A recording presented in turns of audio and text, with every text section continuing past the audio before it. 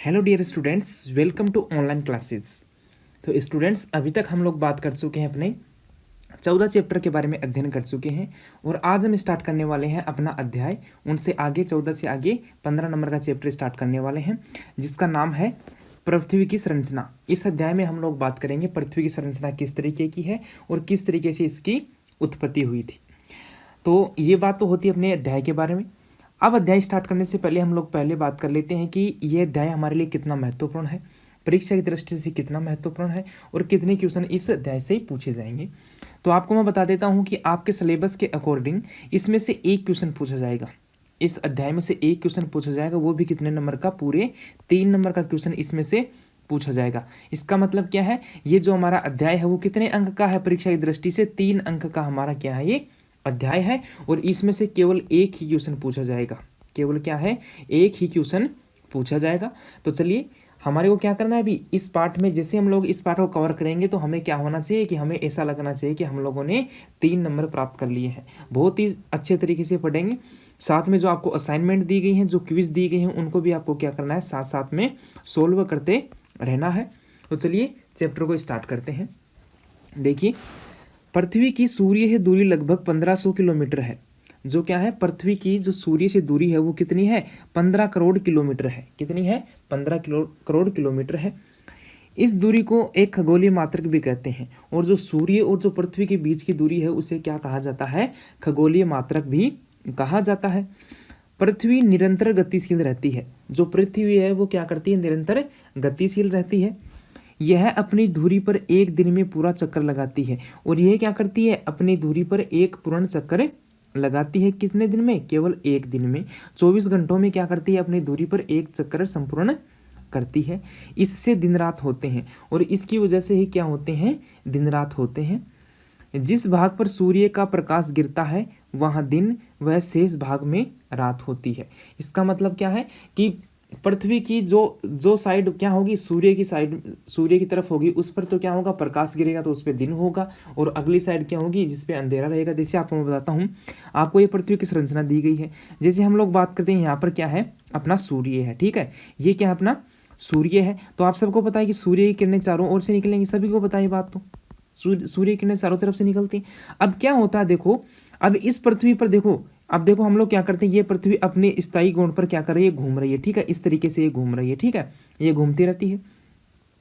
अब देखो क्या करेगा, यहाँ से सूर्य प्रकाश की किरणें निकलेंगे तो ये प्रकाश की किरणें पृथ्वी के इस भाग पर तो पड़ती हैं। जैसे आधी पृथ्वी के बारे में बात करें तो यहाँ पर तो क्या है, पृथ्वी के पर क्या है, सूर्य के प्रकाश की किरणें गिर रही हैं। तो इस दिशा में तो क्या हो जाएगा, इस तरफ तो क्या हो जाएगा, यहाँ तो हो जाएगा अपना दिन हो जाएगा और इस तरफ क्या हो जाएगी, रात हो जाएगी। तो आधे दिन में तो ये होगा, फिर क्या होगा, आधे दिन में घूमेगा तो ये भाग इधर आ जाएगा, सूर्य की तरफ आ जाएगा और दिन वाला भाग इधर चला जाएगा। तो यहाँ पे क्या हो जाएगा, दिन हो जाएगा वापस और यहाँ पे रात हो जाएगी। तो इस तरीके से क्या होते हैं, दिन और रात बनते रहते हैं। ये क्या होता है, दिन रात बनते रहते हैं। पृथ्वी एक वर्ष में सूर्य का चक्कर लगाती है और जो पृथ्वी है वो क्या है, एक वर्ष में 365 दिन में क्या करती है, सूर्य का चक्कर लगाती है। किसका चक्कर लगाती है, सूर्य का चक्कर लगाती है और अपने अक्ष पर क्या है, 24 घंटों में एक चक्कर पूर्ण करती है और अपनी धुरी पर क्या करती है, एक दिन में, मतलब कि 24 घंटों में अपना एक चक्कर पूर्ण करती है। पृथ्वी अपनी धुरी से सीधी न होकर 23.5 अंश पर झुकी रहती है। जो पृथ्वी है वो अपने अंश पर सीधी ना रहकर कितने डिग्री पर, 23.5 अंश पर झुकी रहती है। इसी कारण सूर्य उत्तरायण, दक्षिणायन व पृथ्वी पर ऋतुएं बनती हैं और इसी वजह से क्या है, सूर्य उत्तरायण और दक्षिणायन व पृथ्वी पर ऋतुएं बनती हैं। ये गुण पृथ्वी को जीवन की दृष्टि से खास बनाते हैं और यही जो गुण है वो क्या बनाते हैं, पृथ्वी को जीवन की दृष्टि से खास बनाते हैं। अब हम बात करते हैं कि पृथ्वी की उत्पत्ति हुई थी और उत्पत्ति और विकास के बारे में हम लोग बात करेंगे। तो देखिए, सबसे पहले पृथ्वी की उत्पत्ति कैसे हुई, इस विषय में ठीक से अभी तक नहीं कहा जा सकता, कि हम लोग अभी तक पूर्णतया अच्छे तरीके से हम नहीं बता सकते कि पृथ्वी की खोज किस तरीके से हुई थी। पृथ्वी सौर परिवार का सदस्य है और जो पृथ्वी है वो क्या है, सौर परिवार का सदस्य है। अतः यह माना जाता है कि सौर परिवार के साथ ही इसकी उत्पत्ति हुई थी। क्या है, तो इसका मतलब क्या है, इसे यह माना जाता है कि जब सौर परिवार का निर्माण हुआ उसी समय क्या हुआ था, अपनी पृथ्वी का भी निर्माण हुआ था। ज्वारीय परिकल्पना को वर्तमान में सर्वाधिक विश्वसनीय माना जाता है। जो पृथ्वी की जो विकास को समझाने के लिए, पृथ्वी की उत्पत्ति को बताने के लिए क्या दी गई है, ज्वारीय परिकल्पना दी गई और उसको ही सबसे विश्वसनीय माना जाता है। क्यों माना जाता है? देखो इसमें क्या है, इनके अनुसार, इसके अनुसार जो अपनी ज्वारीय परिकल्पना है, इसके अनुसार एक विशाल तारा सूर्य के समीप आया तो आकर्षण के कारण सूर्य से बहुत सा पदार्थ उभर कर बाहर आ गया था। क्या हुआ कि एक हमारे पास क्या था, एक बड़ा तारा किसकी तरफ आया, सूर्य की तरफ आया, और उस सूर्य की तरफ आने के कारण, उस तारे के आकर्षण के कारण क्या हुआ, सूर्य का कुछ भाग टूट टूट कर किसकी तरफ आने लगा, अपना जो तारा था इसकी तरफ आने लगा। यह उभार सिरों पर पतला व मध्य में मोटा था, और जो यह उभार जो हमारे पास जो यह निकलने लगा सूर्य से, वो क्या था, सिरों पर तो पतला था और मध्य में क्या था, मोटा था। बाद में तारा तो अपने रास्ते चला गया और सूर्य से बाहर आया भाग टूटकर ग्रहों में बट गया। और उसके बाद क्या हुआ, जो अपना जो तारा आया था सूर्य के समीप, वो तो अपने रास्ते निकल गया, और जो उभर कर जो भाग आया था वो क्या हो गया आगे, वो सूर्य से अलग होकर ग्रहों में बदल गया। ग्रहों को क्रम से जमाने पर सिरों पर पतली व बीच में मोटी सिगार जैसी रचना बनती है। क्या करती हैं, जब हम लोग क्या करते हैं, जब इन ग्रहों को एक क्रम में सेट करते हैं तो क्या है, सिरों पर तो यह पतली होता है और जो मध्य में क्या होता है, मोटा होता है, जो कि एक सिगार जैसी संरचना बनती है। आगे देखिए, विज्ञान की अनेक शाखाओं द्वारा जुटाए गए परमाणु से पता चलता है। विज्ञान की अनेक शाखाएं हैं जो क्या कर रही हैं, जो पृथ्वी की उत्पत्ति की खोज में लगी हुई हैं, तो उन शाखाओं के द्वारा कुछ परमाणु पता लगाए गए जिनसे हमें पता चलता है कि पृथ्वी का जन्म लगभग 4.5 अरब वर्ष पूर्व हुआ था। जो पृथ्वी का जन्म है वो क्या है, 4.5 अरब वर्ष पूर्व हुआ था। पृथ्वी की उम्र ब्रह्मांड की उम्र की 1/3 है। क्या है, जितनी ब्रह्मांड की उम्र है उसकी 1/3 कितनी है, पृथ्वी की उम्र है। प्रारंभ में पृथ्वी बहुत गर्म थी। प्रारंभिक समय में क्या थी, पृथ्वी बहुत गर्म थी। इसके घूमने की गति भी बहुत तेज थी, और इसके जो घूमने की गति थी वो भी क्या थी, बहुत ही तेज थी। घूमने पर बाहर का भाग ठंडा होता मगर वह छिटक कर अलग हो जाता था। जैसे जैसे पृथ्वी घूमती तो क्या होता, बाहर का भाग ठंडा होता, और जैसे ही वह ठंडा होता तो छिटक कर क्या हो जाता, पृथ्वी से अलग हो जाता। इसे ठंडा होने में करोड़ों वर्ष लग गए, और पृथ्वी को इस तरीके से ठंडा होने में कितने वर्ष लग गए, लगभग करोड़ों वर्ष लग गए। ठंडा होते समय भारी तत्व गहराई में चले गए और हल्के तत्वों से सतह बनी। और इसमें क्या हुआ, जैसे जैसे पृथ्वी ठंडी हुई तो इसमें क्या थी, जो भारी तत्वें थे वो तो क्या हो गए, पृथ्वी के अंदर चले गए, और जो अपने क्या है हल्के तत्व थे उन्होंने किसका निर्माण किया, पृथ्वी की सतह का निर्माण किया। शेष बची गैसें वायुमंडल बना लिया, और जो गैसें बचती हैं वो क्या करती है, वायुमंडल का निर्माण करती हैं। जीवन की उत्पत्ति के बाद उनका प्रभाव और परिवर्तन हुए, और क्या हुआ, जैसे जैसे पृथ्वी पर जीवन की उत्पत्ति हुई जिसकी वजह से क्या हुआ, इसके प्रभाव और भी परिवर्तन हुए। पृथ्वी को विश्व अथवा वर्ल्ड भी कहा जाता है, और पृथ्वी को क्या कहा जाता है, और भी नाम से जाना जाता है, जिसे क्या कहते हैं हम लोग, वर्ल्ड कहते हैं। पृथ्वी के कुछ कम प्रचलित नाम जो कौन से हैं, भूमि है, गेई, टेरा भी है। जो पृथ्वी के जो कम प्रचलित नाम है ये भी क्या है, पृथ्वी के नाम ही, लेकिन क्या है ये कम प्रचलित हैं। वो कौन कौन से हैं, भूमि है, गेई है, टेरा, ये सभी क्या है, पृथ्वी के ही नाम है। पृथ्वी सौरमंडल में व्यास, द्रव्यमान और घनत्व की दृष्टि से सबसे बड़ा पार्थिविक ठोस ग्रह है। अगर हम लोग बात करें कि जो पृथ्वी है वो सौरमंडल में द्रव्यमान और घनत्व की दृष्टि से देखें तो ये क्या है, सबसे बड़ा पार्थिव या फिर ठोस ग्रह है हमारा। ये पृथ्वी के बारे में कुछ बातें थी। अब हम बात करते हैं कि पृथ्वी की संरचना किस तरीके की है। क्या है, पृथ्वी की संरचना किस तरीके की है, तो आपको दिखाई दे रही है यहाँ पे, ये क्या है, पृथ्वी की हमारे पास क्या है संरचना दी गई, जो उपग्रहों के द्वारा क्या ली जाती है, इसकी जो फोटो ली गई थी वो इस तरीके की। इसका मतलब क्या है, पृथ्वी को जब हम लोग दूसरे ग्रह से देखते हैं तो वो इस तरीके की हमें नजर आती है। तो बात करते हैं पृथ्वी की संरचना के बारे में कि पृथ्वी की संरचना कैसी थी। देखिए, अति प्राचीन काल से ही मानव पृथ्वी की संरचना के विषय में जानने को उत्सुक रहा है। कि ये क्या है कि प्राचीन समय से ही मनुष्य क्या है, पृथ्वी की संरचना को जानने की कोशिश करता रहा है। जब पृथ्वी में बहुत गहराई तक खुदाई करने के साधन नहीं थे। क्या था कि प्राचीन समय में क्या है, पृथ्वी की गहराई तक खुदाई करने के साधन नहीं थे। तो ज्वालामुखी से निकलने वाले लावा को देखकर मानव ने जाना कि पृथ्वी के अंदर की बनावट सभी जगह एक समान नहीं है। जो क्या हुआ, ज्वालामुखी निकलती थी और उसका जो लावा था उसको देखकर मानव ने क्या अंदाज लगाया कि जो पृथ्वी की जो आंतरिक संरचना है वो सभी जगह है समान नहीं है। अप्रत्यक्ष विधि जैसे भूकंपीय तरंगों का अध्ययन आदि से गहराई की जानकारी प्राप्त होती है। और क्या करते हैं, जो हमारे पास क्या है अप्रत्यक्ष जो विधियां हैं जैसे भूकंपीय तरंग है, उनके द्वारा हम क्या करते हैं, पृथ्वी की आंतरिक जो हमारे पास क्या है आंतरिक जानकारी, जो गहराई की जो जानकारी है उन्हें हम लोग प्राप्त करते हैं।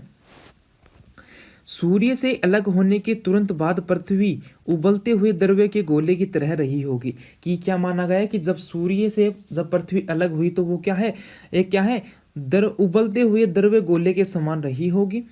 बनने के बाद बहुत समय तक पृथ्वी का अधिकांश भाग तरल बना रहा होगा। और क्या हुआ, जैसे पृथ्वी का निर्माण हुआ तो उसमें क्या था, वो क्या रहा, हमारे पास अधिकांश तरल भाग रहा।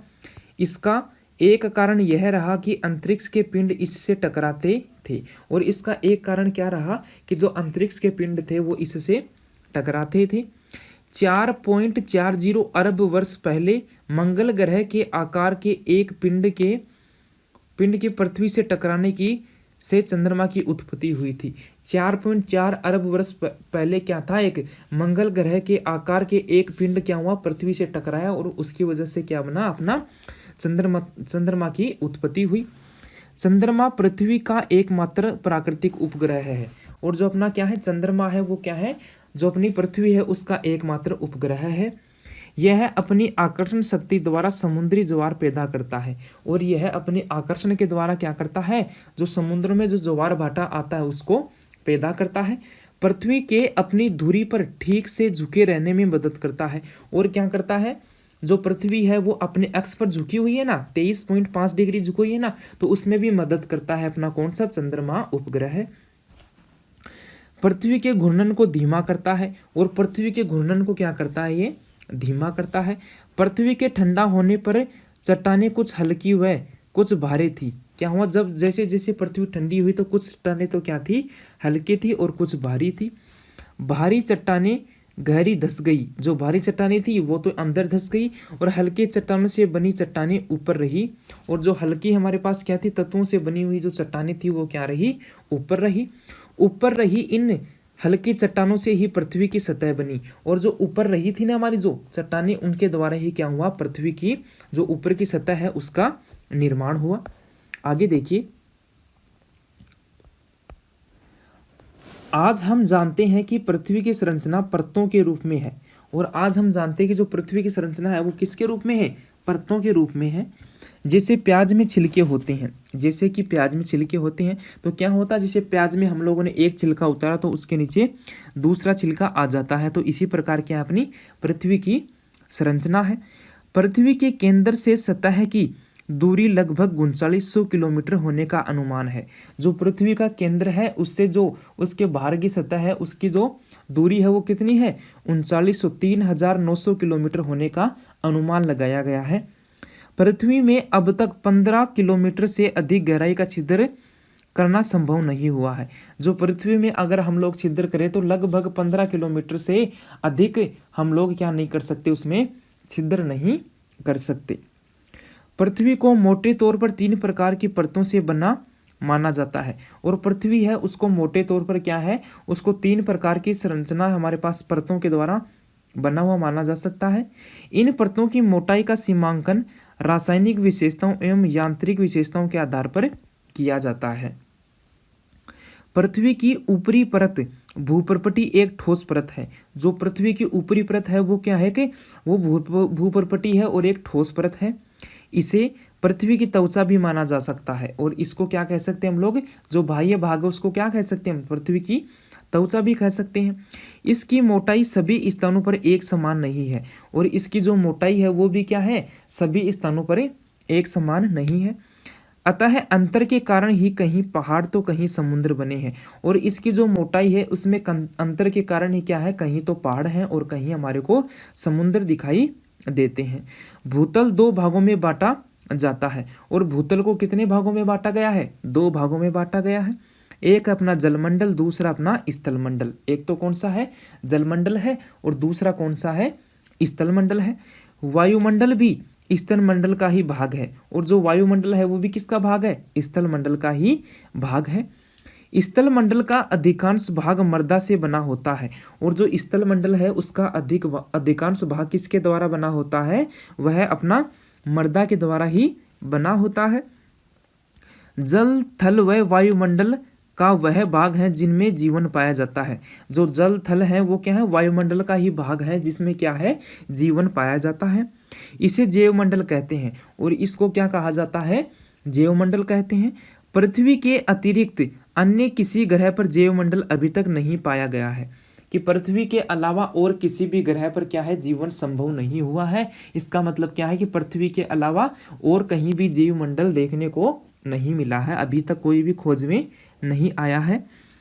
पृथ्वी की भूप्रपटी की संरचना प्रारंभ से ही ऐसी नहीं रही है, कि हम लोग पृथ्वी की जब प्रारंभ से ही माने तो उसकी भूप्रपटी की संरचना ऐसी नहीं रही है जैसे आज है। जैसे कि आज है वैसे पहले नहीं थी। वर्तमान में भूप्रपटी का 70% भाग जल से ढका हुआ है। क्या है? जो वर्तमान समय में है जो भूप्रपटी है उसका 70% भाग क्या है? जल के द्वारा ढका हुआ है। यह सामान्यतः समतल रहता है और यह सामान्यतः क्या है? समतल रहता है। शेष 30% भाग स्थल है। जो शेष 30% भाग है वो क्या है? स्थल के रूप में है, जिस पर यह कहीं मैदान तो कहीं पर्वत और कहीं मरुस्थल तो कहीं घाटियां हैं। और उसमें क्या है? कहीं पर तो मैदान है, कहीं पर पर्वत है, कहीं पर पहाड़ हैं, तो कहीं पर क्या है? घाटियां हैं। ये सभी से मिलकर बना हुआ है।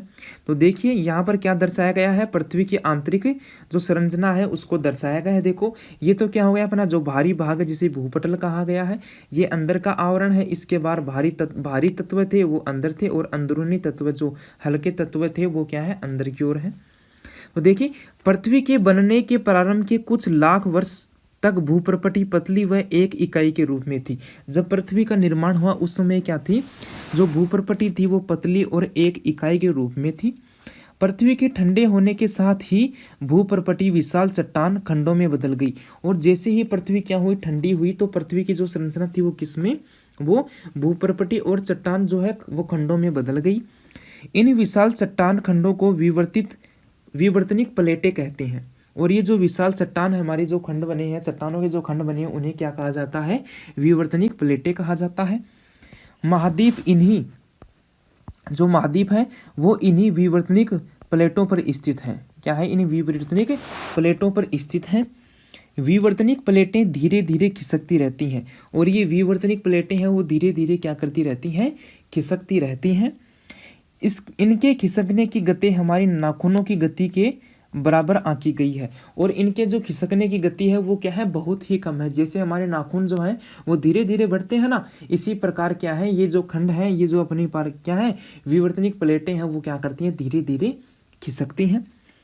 प्रारंभ में जब विवर्तनिक प्लेटें हल्की थी, जब प्रारंभ का समय था उसमें क्या था? कि जो विवर्तनिक प्लेटें थी वो क्या थी? हल्की थी। इनकी गति कुछ तेज थी और इनकी गति क्या थी? उस समय तेज थी। अब गति कम है और अब के समय में क्या? इनकी गति कम है। पृथ्वी की सतह पर 29 विवर्तनिक प्लेटें पाई जाती हैं और जो पृथ्वी की संरचना है उस पर क्या है? 29 विवर्तनिक प्लेटें पाई जाती हैं। पृथ्वी की दूसरी परत को मेंटल कहते हैं और जो पृथ्वी की जो दूसरी परत है उसको क्या कहते हैं? मेंटल कहते हैं। पहली परत कौन सी थी? अपनी भूप्रपटी थी और दूसरी कौन सी है? मेंटल है। यह सबसे मोटी परत है और यह जो मेंटल परत है वो क्या है? सबसे मोटी परत है। यह अधिकांशतः गर्म पिघली चट्टानों से बनी होती है और यह अधिकांशतः क्या है? गर्म और पिघली हुई चट्टानों से बनी होती है। इन सिलिकेट चट्टानों में लोहे व मैग्नीशियम की मात्रा भूप्रपटी की तुलना में अधिक होती है और इसमें क्या है? जो सिलिकेट की जो चट्टानें उसमें लोहे और मैग्नीशियम की मात्रा है वो क्या है? भूप्रपटी की तुलना में अधिक है। इसमें उबलते हुए द्रव की तरह बुलबुले उठते रहते हैं और इसमें क्या है? उबलते हुए द्रव की तरह बुलबुले उठते रहते हैं। मेंटल पृथ्वी के मध्य भाग पर ऊपर नीचे होती रहती है और जो मेंटल जो हमारे पास परत है वो क्या है? पृथ्वी के मध्य भाग में ऊपर नीचे उठती रहती है। पृथ्वी का केंद्रीय भाग करोड़ है जो पृथ्वी का जो केंद्रीय भाग है वो क्या अपना करोड़ है। सर्वाधिक गहराई पर होने के कारण सबसे अधिक गर्म होता है, और ये क्या है सर्वाधिक गहराई पर है और जिसके कारण ही क्या है सबसे अधिक गर्म होता है। इसका तापमान लगभग कितना है 7000 डिग्री सेंटीग्रेड होने का अनुमान है, और इसका तापमान कितना है लगभग 7000 सेंटीग्रेड तापमान है इसका। करोड़ के गर्म होने का कारण पृथ्वी के बनते समय अंदर रह गई उष्मा है, और इसका जो मुख्य कारण है कि भाई गर्म क्यों है, तो क्या है जब पृथ्वी का निर्माण हुई तो उस समय क्या है इसके अंदर जो उष्मा रह गई उसकी वजह से ये क्या है गर्म है। करोड़ के धीरे धीरे ठंडा होने के प्रमाण भी मिले हैं, और करोड़ क्या हो रहा है धीरे धीरे ठंडा हो रहा है, इसके प्रमाण भी हमें देखने को मिले हैं। पृथ्वी के करोड़ को 2 भागों में बांटा जाता है, और जो पृथ्वी की जो करोड़ है उसे 2 भागों में बांटा गया है। अंदर वाला करोड़ ठोस माना जाता है, जो अंदर वाला करोड़ है उसे क्या माना जाता है ठोस माना जाता है, तथा यह शुद्ध लोहे का बना है, तथा यह क्या है शुद्ध लोहे का बना है। कुछ वैज्ञानिकों ने इस भाग में सोना व प्लेटिनम होने की संभावना प्रकट की है, और कुछ वैज्ञानिक है जिन्होंने क्या कहा गया है कि जो अपना करोड़ वाला भाग है उसमें क्या है सोना और प्लेटिनम पाए जाने की संभावना भी है। बाह्य करोड़ तरल है, और जो बाह्य का जो करोड़ है वो क्या है तरल है, और इसमें लोहा व निकिल प्रमुखता से उपस्थित है, और इसमें क्या है लोहा और निकिल प्रमुखता से उपस्थित है। वैज्ञानिकों का मानना है कि करोड़ स्थिर नहीं होकर पृथ्वी से भी तेज गति से चक्कर लगाता है, कि वैज्ञानिक क्या बोलते हैं कि ये क्या करता है ये स्थायी न होकर क्या करता है पृथ्वी से भी अधिक गति से क्या करता है ये चक्कर लगाता है। करोड़ पृथ्वी का सबसे सघन भाग है, और जो ये अपना करोड़ है वो क्या है पृथ्वी का सबसे सघन भाग है। इसका सघन भूपर्पटी तुलना में बहुत अधिक होता है, और जो इसका घनत्व है वो क्या है भूपर्पटी की तुलना में बहुत अधिक होता है। पृथ्वी के चुंबकत्व का कारण करोड़ ही है, और जो पृथ्वी का जो चुंबकत्व का जो कारण है वो क्या है वो अपना करोड़ ही है। पृथ्वी की रासायनिक संरचना उल्काओं के समान है, और जो पृथ्वी की जो रासायनिक संरचना है वो किसके समान है उल्काओं के समान है। अतः पृथ्वी को भी एक बड़ी उल्का ही कहा जा सकता है, और हम क्या कह सकते हैं जो पृथ्वी है उसको भी हम क्या कह सकते हैं एक बड़ी उल्का ही कह सकते हैं। अब हम बात करेंगे पृथ्वी में पाए जाने वाले प्रमुख तत्व हैं उनकी मात्रा के बारे में, कि पृथ्वी में कौन कौन से तत्व पाए जाते हैं और उनकी कितनी मात्रा है उसके बारे में हम थोड़ी जानकारी लेते हैं। देखिए पहला अपना तत्व लोहा, तो लोहा तत्व है वो पृथ्वी में कितना प्रतिशत पाया जाता है 34.6% लोहा पाया जाता है पृथ्वी में।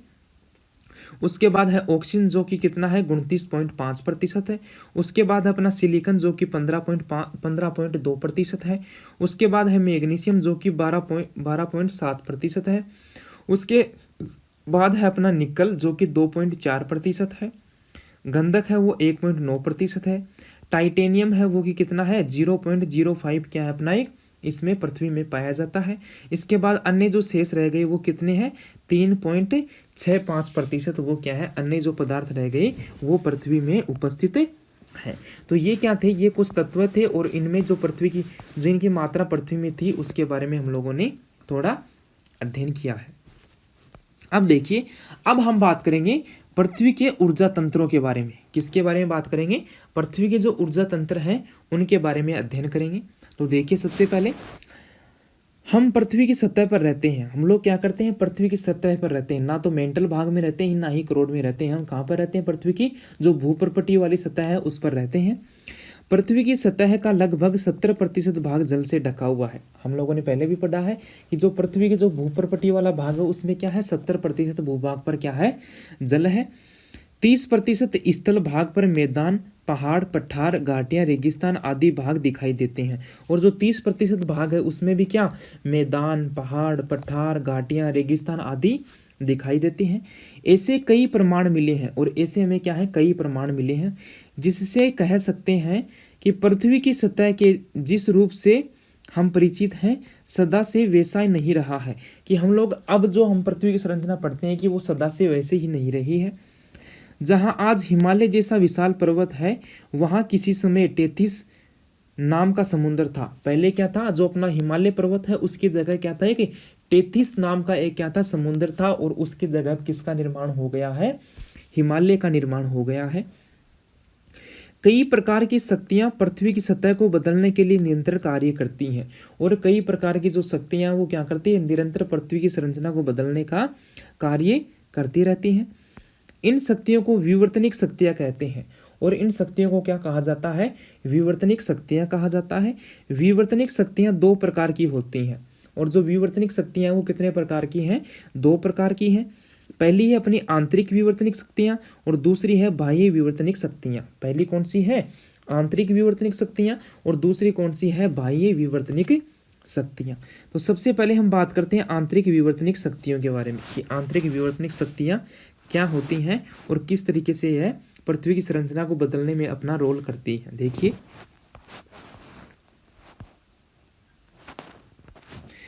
ये शक्तियां पृथ्वी के अंदर रहकर कार्य करती हैं। ये शक्तियां क्या है, पृथ्वी के अंदर रहकर कार्य करती हैं, बाहर से दिखाई नहीं देती हैं और बाहर से हमें दिखाई नहीं देती हैं।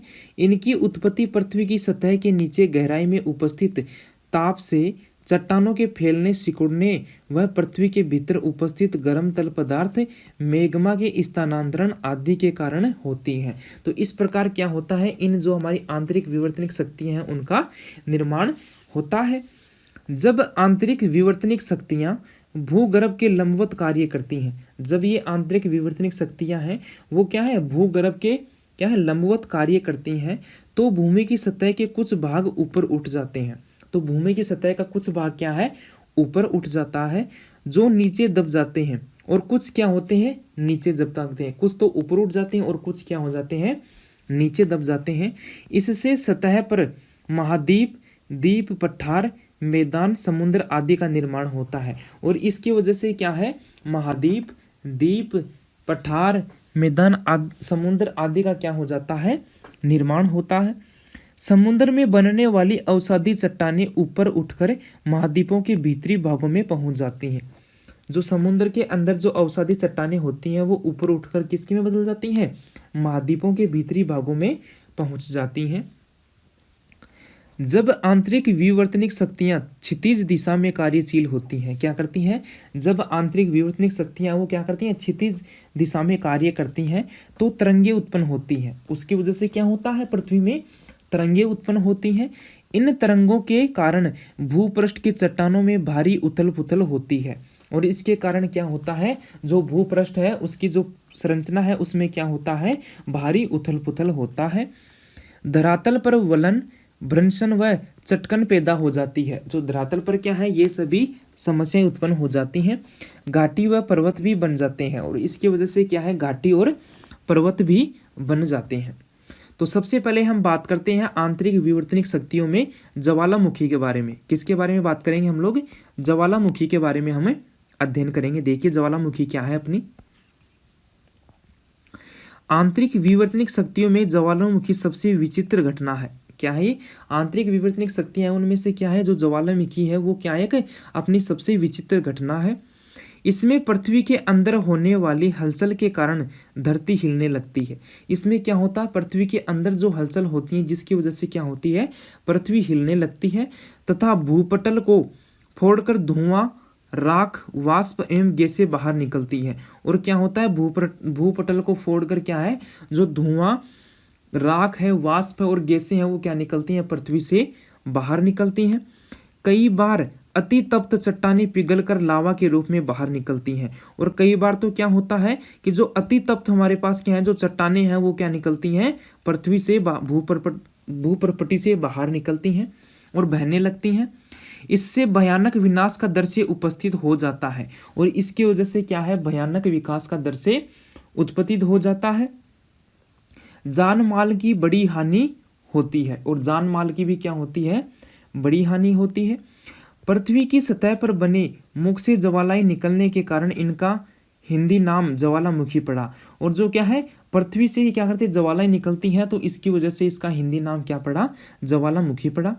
अंग्रेजी में वॉल्केनो नामक वोल्केनो द्वीप के नाम पर पड़ा है, और अंग्रेजी में इसका नाम क्या होता है, ज्वालामुखी को क्या कहा जाता है, वोल्केनो कहा जाता है, जो कि किसके द्वारा, वोल्केनो महाद्वीप के द्वारा जो द्वीप है उनके नाम पर इसका नाम पड़ा है।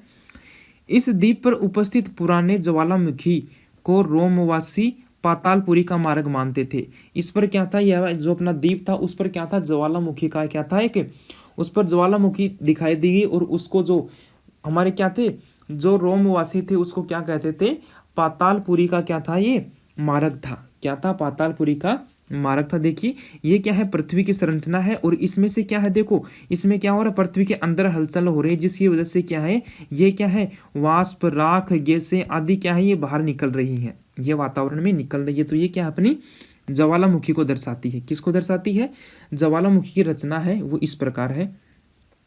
ज्वालामुखी का संबंध भूगर्भ से होता है। ज्वालामुखी का जो संबंध है वो किससे है, भूगर्भ से होता है। दाब के कारण लावा एक नली के सतह की ओर ऊपर उठता जाता है, और दाब के कारण क्या है, जो ये लावा है वो एक नली के रूप में ऊपर की ओर उठता है और फिर बाहर निकलकर फैलने लगता है, और फिर क्या है, बाहर निकलकर फैलने लगता है। देखो आपको दिखाई दे रहा होगा, यहाँ से एक नली के रूप में निकल रहा है बाहर, और फिर बाहर निकलने के बाद क्या हो रहा है, ये फैल रहा है। कुछ ज्वालामुखी निरंतर सक्रिय रहती हैं और कुछ ज्वालामुखी तो क्या होती है, निरंतर सक्रिय रहती है। इसका मतलब क्या है, उनसे लगातार जो क्या है, जो राख वगैरह निकलती रहती हैं। तो कुछ रुक रुक कर सक्रिय होते रहते हैं और कुछ क्या है, रुक रुक कर क्या करती हैं, वो सक्रिय होती रहती हैं। कई बार सक्रिय रह सदा के लिए बंद हो जाती हैं, और कई बार क्या है कि एक बार ज्वालामुखी का कार्य हुआ और उसके बाद वो क्या होती है, स्वतः ही बंद हो जाती है, हमेशा के लिए बंद हो जाती हैं। ज्वालामुखी संसार के हर भाग में पाए जाते हैं। जो ज्वालामुखी है वो संसार के हर भाग में पाए जाते हैं, मगर सामान्यतः यह नियमबद्ध मेखलाओं पर उपस्थित होती हैं, और सामान्यतः क्या है कि नियमित मेखलाओं के रूप में उपस्थित रहती हैं। उदाहरण के लिए प्रशांत महासागर के द्वीपों और उनके चारों ओर तटीय भागों में ज्वालामुखी अधिक पाई जाती है। ज्वालामुखी से हानि के साथ कई लाभ भी होते हैं, और ज्वालामुखी है उसकी कुछ हानियां भी होती हैं, तो इसके साथ हमें कुछ लाभ भी मिलते हैं। इनके द्वारा बनी मिट्टी उपजाऊ पाई जाती है, और इसके द्वारा जो मिट्टी बनती है वो क्या होती है, उपजाऊ होती है।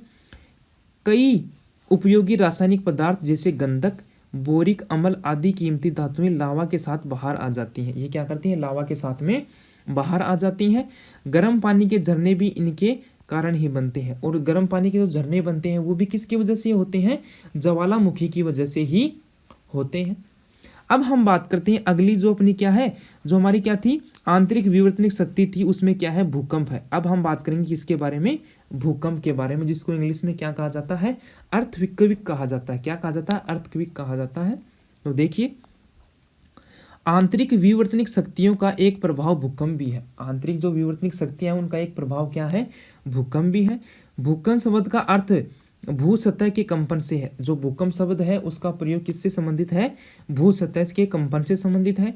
कंपन होने का कारण भूगर्भ में होने वाली कोई हलचल होती है, और कंपन होने का कारण क्या है, जो भूगर्भ है उसमें कोई हलचल होती है जिसकी वजह से क्या होता है, पृथ्वी में कंपन होता है। जहां की हलचल से कंपन प्रारंभ होता है, जिसे कंप केंद्र या एपी सेंटर कहते हैं, और उसे क्या कहते हैं हम लोग, कंप केंद्र या फिर एपी सेंटर कहा जाता है। कंप केंद्र से प्रारंभ होकर तरंगे चारों ओर फैलती जाती हैं, और कंप केंद्र से क्या होती है, तरंगे उत्पन्न होती हैं और चारों तरफ फैलने लगती हैं। गहराई से चली तरंगे कुछ जब भूमि की सतह पर पहुंचती हैं तो सतह कभी कभी आगे पीछे तो कभी कभी ऊपर नीचे होती है। तो जैसे ये तरंगे पृथ्वी की सतह पर पहुंचती है तो पृथ्वी की सतह क्या है, वो आगे पीछे होती है या फिर ऊपर नीचे हो जाती है। भूकंप का महत्व अति उसकी तीव्रता पर निर्भर करता है। जो भूकंप का महत्व है वो किस पर, उसकी तीव्रता पर निर्भर करता है। तो देखिए भूकंप की तीव्रता कभी कभी इतनी कम होती है कि भूकंप आने का पता ही नहीं लगता है। कभी कभी तो क्या होता है कि भूकंप की जो तीव्रता है वो बहुत कम होती है, हमें पता ही नहीं चलता कब भूकंप आ गया है। किसी स्थान पर भूकंप की तीव्रता भूगर्भ हलचल की तीव्रता तथा कंप केंद्र की दूरी पर निर्भर करती है। क्या करती है, उसकी कंप केंद्र की जो दूरी है उस पर निर्भर करती है। समुद्र के पानी के नीचे होने वाले भूकंपकन को सागरीय कंप कहते हैं। जो समुद्र की जो सतह है उसके नीचे जो कंपन होता है उसको क्या कहा जाता है, सागरीय कंप कहते हैं। भूकंप को भूकंप मापी द्वारा मापा जाता है। जो भूकंप है उसको भूकंप मापी के द्वारा मापा जाता है। भूकंप की तीव्रता को रिएक्टर पैमाने पर व्यक्त किया जाता है। जो भूकंप की तीव्रता है उसको रिएक्टर पैमाने पर क्या किया जाता है, मापा जाता है। 4 इकाई तक भूकंप हल्के होते हैं। तो 4 इकाई तक के अगर भूकंप है, 4 रिएक्टर के जब तक हमारे भूकंप है वो क्या है, हल्के भूकंप है। 5.5 तक प्रबल, 5.5 रिएक्टर तक क्या है, प्रबल भूकंप है।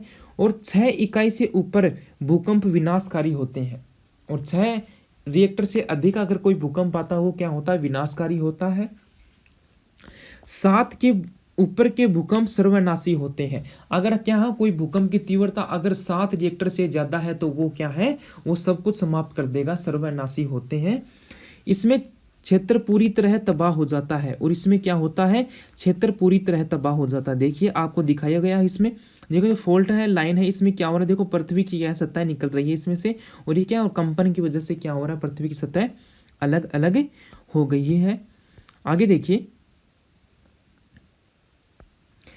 भूकंपों की उत्पत्ति का कारण पृथ्वी के अंदर की बनावट में उत्पन्न असंतुलन होता है। जो भूकंप है वो किसकी वजह से होता है, कि जो पृथ्वी के अंदर की बनावट है वो क्या है, उसमें असंतुलन उत्पन्न हो जाता है। असंतुलन प्राकृतिक या मानव निर्मित जलाशयों के दाब या विस्फोट आदि के कारण भी हो सकता है। और यह जो असंतुलन है वो क्या है, वो मानव निर्मित जलाशय के दाब या फिर विस्फोट के कारण भी हो सकता है। वर्तमान में प्लेट विवर्तन सिद्धांत के आधार पर भूकंप की व्याख्या की जाती है। और वर्तमान समय में क्या है, प्लेट विवर्तन सिद्धांत के आधार पर भूकंप की व्याख्या की जाती है। हमने पूर्व में पढ़ा कि पृथ्वी की सतह 29 प्लेटों में बटी हुई है। जो पृथ्वी की सतह है वो कितने प्लेटों में, 29 प्लेटों में बटी हुई है। इसमें 6 प्रमुख हैं और इनमें क्या है, 29 में से 6 प्रमुख हैं। हमने यह भी जाना कि ये प्लेटें धीरे धीरे गति करती हैं। और हम लोगों ने यह भी पढ़ा है पहले कि जो प्लेटें हैं वो धीरे धीरे गति करती रहती हैं।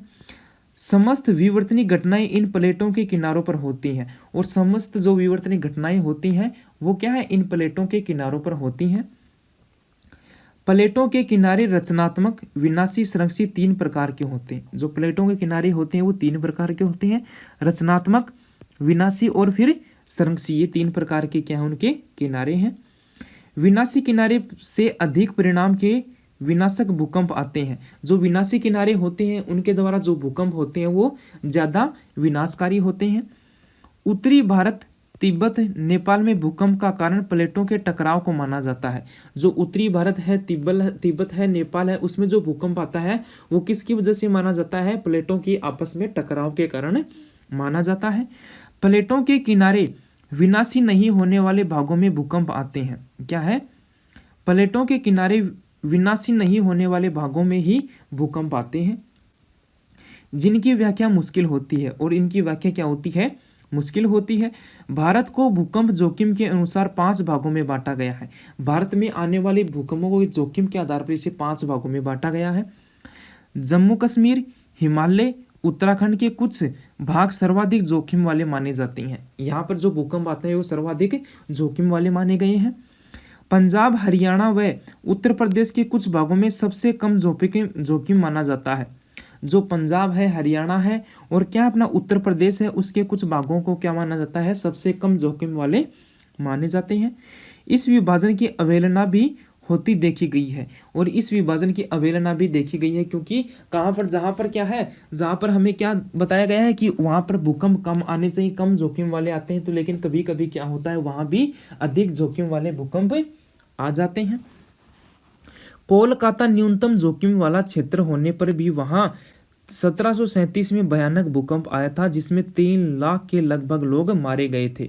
क्या हुआ था कि जो कोलकाता है उसमें बताया गया है कि सबसे कम भूकंप, जो सबसे कम जोखिम वाला भूकंप आएगा, लेकिन वहाँ 1737 में एक बहुत ही भयानक भूकंप आया था, जिसकी वजह से क्या था, लगभग कितने 3 लाख लोग क्या हो गए थे, खत्म हो गए थे। आगे हम बात करते हैं सुनामी के बारे में। किसके बारे में बात करेंगे, सुनामी के बारे में। तो देखिए, आंतरिक विवर्तनिक शक्तियों के कारण उत्पन्न विनाशक घटनाओं में एक सुनामी भी है। क्या है, एक सुनामी भी इनमें एक आंतरिक विवर्तनिक घटना है। सुनामी के कारण समुद्र में उच्च ऊर्जा वाली लहरें उठती हैं। और सुनामी के कारण क्या है, समुद्र में उच्च ऊर्जा वाली क्या होती हैं, लहरें उठती हैं। ये लहरें तटीय क्षेत्रों में भारी नुकसान पहुंचाती हैं। और ये जो लहरें हैं वो क्या करती हैं, जो तटीय क्षेत्र है उनमें भारी नुकसान पहुंचाती हैं। सुनामी जापान भाषा का शब्द है, जो सुनामी है वो जापानी भाषा का शब्द है, जिसका अर्थ भूकंपीय सागरीय लहर है से है। जिसका अर्थ क्या होता है? भूकंपीय सागरीय लहरों से है। सुनामी के उत्पन्न होने का प्रमुख कारण सागर तल में आया 7 इकाई से अधिक भूकंप होता है। और जो सुनामी का कारण क्या है? जो हमारा क्या है, समुद्री तल है, उसमें क्या है, 7 रिएक्टर वाली इकाई से भी अधिक मात्रा में क्या आता है, भूकंप आता है, जिसकी वजह से क्या आती है, सुनामी आती है। उत्पत्ति केंद्र से सुनामी 2 दिशाओं, गहरे समुद्र की ओर और किनारों की ओर चली जाती है। क्या करती है? उत्पत्ति केंद्र से सुनामी है वो 2 दिशाओं में, एक तो केंद्र की ओर चली जाती है और एक किसकी तरफ चली जाती है, अपने समुद्र के किनारों की ओर चली जाती है। किनारों की ओर चलने वाली सुनामी विनाश लाती है, और जो किनारों की तरफ जो सुनामी जाती है वो क्या करती है, विनाश लाती है। सुनामी के साथ बहकर आने वाले मलबा आदि तट के बहुत अंदर तक मार करते हैं, और जो सुनामी से बहकर आने वाला जो मलबा है वो क्या है, तट पर क्या है, बहुत अधिक दूरी तक क्या करते हैं, मार करते हैं। भवनों, मानव व जानवरों आदि को नुकसान पहुंचाते हैं, और क्या करते हैं, भवन मानव और जानवरों को क्या करते हैं, वो भारी मात्रा में नुकसान पहुंचाते हैं। पहले सुनामी की पूर्व सूचना देने के अच्छे साधन नहीं थे। पहले समय में क्या थे कि सुनामी की हमें पता नहीं चलता था कि कब सुनामी आएगी। अब नए साधनों के कारण बहुत पहले ही सुनामी आने का पता चला जाता है। अब प्रेजेंट के समय में क्या है, तकनीकी विकास हुआ, जिसकी वजह से क्या है कि जो भूकंप, जो सुनामी आएगी उसका पहले पता ही हमें चल जाता है। इससे खतरे वाले क्षेत्र को खाली कर सुरक्षित स्थानों पर जाया जा सकता है। इससे क्या है कि खतरे वाला जो स्थान है वहां से लोगों को हटाकर सुरक्षित जगहों पर पहुंचाया जा सकता है। मगर अचल संपत्ति को तो नुकसान होता ही है, लेकिन जो संपत्ति हम लेके नहीं जा सकते दूसरे स्थानों पर, उसका तो नुकसान होगा ही। भारत के राष्ट्रीय समुद्र विज्ञान संस्थान ने गुजरात के धोलावीरा में समुद्र में डूबा बंदरगाह खोज निकाला है। और क्या किया है, भारत का जो राष्ट्रीय समुद्र विज्ञान संस्थान गुजरात में है, उसमें क्या है, गुजरात में एक धोलावीरा समुद्र में डूबा हुआ बंदरगाह था, उसकी खोज कर ली है। अध्ययन से आभास मिलता है कि हड़प्पा संस्कृति का सबसे बड़ा बंदरगाह शहर 1500 वर्ष पूर्व सुनामी जैसे किसी समुद्री तूफान के कारण भूमि में दबा होगा। यहाँ मिली 14 से 18 मीटर चौड़ी दीवार को इस बात का प्रतीक माना जा रहा है कि उस काल में भारतीयों को सुनामी जैसे विनाशकारी तूफानों से निपटने का प्रयास करना आता था। कि वहां पर क्या हुआ, जो बंदरगाह में प्राप्त हुआ उसमें क्या है, 14 से 18 मीटर चौड़ी क्या है, दीवार पाई गई, जिससे हमें यह पता चलता है कि वह पहले के जो लोग थे वो भी क्या करते थे, सुनामी के द्वारा इससे बचने का प्रयास करते थे। तो स्टूडेंट्स, इसमें हम लोगों ने बात की है कुछ आंतरिक विवर्तनिक शक्तियों के बारे में, पृथ्वी की संरचना के बारे में। अब जो अपना अगला वीडियो होगा उसमें हम लोग बात करेंगे जो सृजनात्मक